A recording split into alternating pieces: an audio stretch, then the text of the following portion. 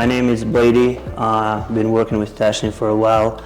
We're just going to show a little bit how we can try to take a steel siding out and what happens when it's installed correctly and all the studs have been hit in.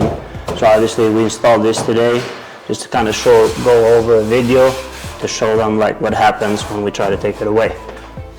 Let's go.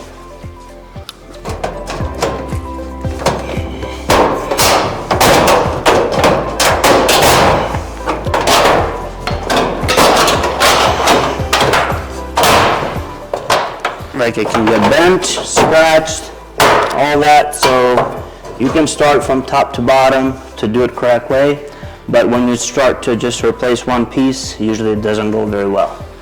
So, yeah, you can't just replace one piece in the middle or whatever, because you have to take this piece off. In order to take this piece off, you got to bend it to get to this piece. And use different holes, but then you have to cut because you have to hit every stud.